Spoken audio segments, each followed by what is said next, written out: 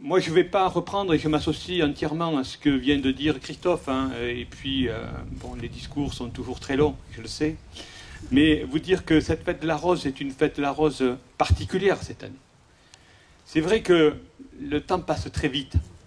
Mais c'est quand même, il n'y a pas si longtemps, que nous venons de gagner 2 circonscriptions, que nous avons donc les 3 parlementaires, que nous avons une très large majorité au Conseil général autour de Jean-Louis Bianco, que nous avons une très bonne majorité autour de Michel Vauzel, que l'élection de Christophe permet d'avoir une nouvelle conseillère régionale dans quelques jours, Daniel Clarion. Nous aurons aussi, et Michel Vauzel nous l'a promis, un vice-président du conseil régional qui sera Jean-Yves Roux et qui sera en charge de l'aménagement du territoire.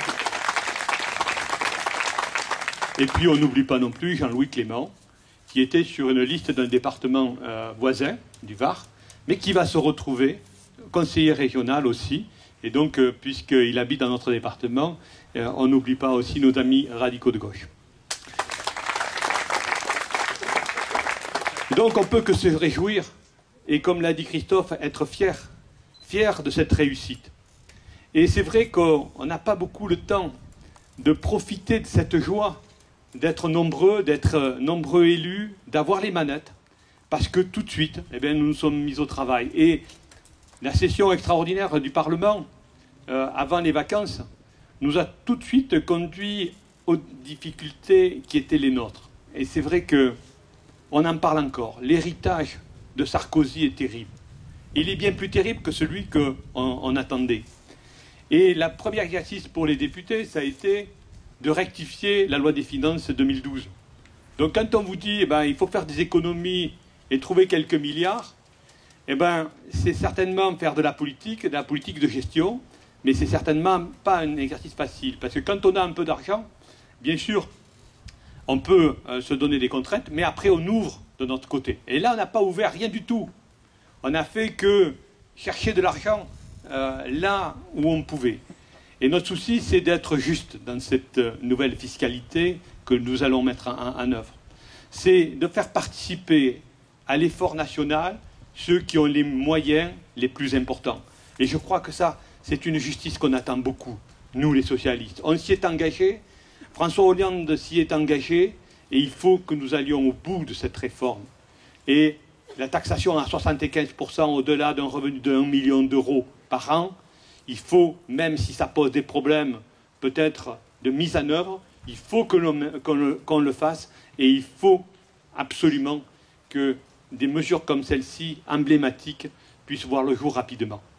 Donc, moi je dirais, on est pris à la fois par ce sentiment de joie d'être élu, d'être au cœur des décisions, et en même temps la difficulté d'y voir clair sur pas sur les objectifs, parce que les objectifs on les connaît, mais sur ces décisions difficiles et cette contribution qu'on va demander à chacun d'avoir pour redresser la France, pour redresser l'économie de la France, pour faire que le plus grand nombre de demandeurs d'emploi trouvent du travail. C'est notre souci permanent. Mais l'exercice n'est pas facile. L'exercice n'est pas facile. François Hollande essaye, et du premier jour, comme l'a dit Christophe, de trouver des solutions au niveau européen.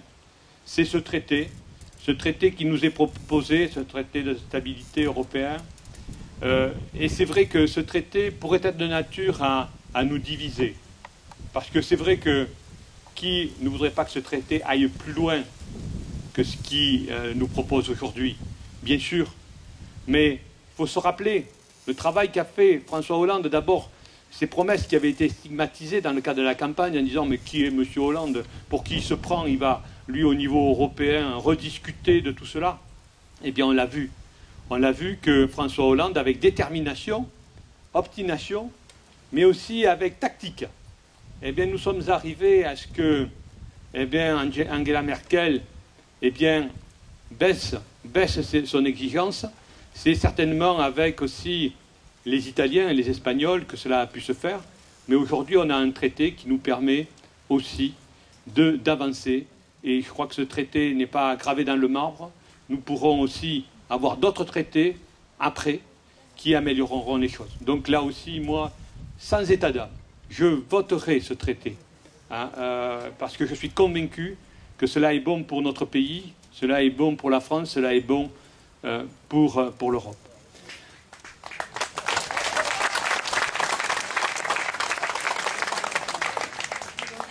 Je voudrais aussi, mais alors je vais peut-être arrêter sur les programmes au niveau du gouvernement, au niveau de l'Assemblée nationale, mais plus revenir localement. Bien sûr qu'avec Christophe, nous défendrons aussi tous les dossiers importants pour notre département. Le désenclavement du département de Digne-les-Bains, les problèmes qui se posent à nous avec, par exemple, sur l'élevage, le problème du loup, mais aussi sur le maintien des services publics sur nos territoires ruraux. Et je pense notamment à nos sous-préfectures. Et Emmanuel Valls a décidé de nommer un sous-préfet à Castellane, contrairement à ce qu'à un moment donné, certains craignaient. Donc le service public sera maintenu en milieu rural. Donc tout ça, on va le défendre. Et puis tous les autres dossiers que je ne cite pas. Enfin, sur le parti, un mot sur le parti, parce que cette année aussi, nous allons avoir un congrès. Et à l'occasion d'un congrès, c'est pour les socialistes l'occasion de s'exprimer. Et ce n'est pas parce que nous sommes majoritaires à l'Assemblée nationale, au Sénat, que nous avons le président de la République et un gouvernement, que les socialistes doivent se taire. Je crois qu'entre nous, nous devons discuter intelligemment, et les socialistes doivent à la fois porter, bien sûr, les politiques menées par le gouvernement et par le président de la République, mais aussi, entre nous, discuter pour porter notre contribution et peut-être améliorer un certain nombre de choses. Mais ça, il faut le faire en famille. Il faut le faire en famille, il faut le discuter. Je crois que ce congrès qui est devant nous doit être un congrès de rassemblement, parce que, et pas de division, mais, et de solidarité avec Jean-Marc Ayrault et François Hollande, bien sûr.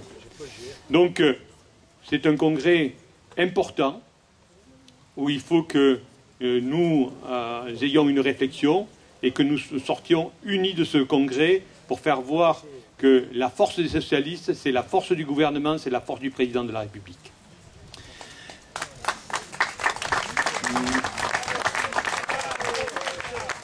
Nous, mais j'arrête. Nous aurons aussi à désigner un secrétaire fédéral, parce que je ne serai pas candidat comme premier secrétaire fédéral. Vous m'avez fait confiance de nombreuses années. Vous savez que vous ne voulez pas que tous les pouvoirs soient dans les mêmes mains. Je l'ai compris. En même temps, j'apporterai ma contribution aussi à la réflexion au niveau départemental. Et j'apporterai aussi ma contribution toutes les fois que je le pourrai. Mais je crois qu'il faut aussi que nous désignions un des nôtres à la tête de notre Parti socialiste des Alpes-de-Provence, de manière à ce qu'il fédère. Et je lui souhaite de fédérer, comme j'ai pu le faire, parce qu'au lendemain d'un congrès, il y a des sensibilités. Même s'il y en a qui sont minoritaires, il faut les prendre en compte. Il faut les entendre, il faut les écouter, il faut qu'elles soient aussi présentes, ces sensibilités, dans toutes les instances du parti. Donc c'est ce à quoi je vous invite.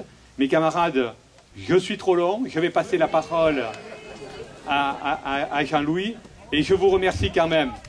Je vous remercie beaucoup de la campagne que vous avez faite autour de moi et de Patricia qui est à mes côtés. Et un merci pour votre confiance à la tête du Parti socialiste jusqu'à présent.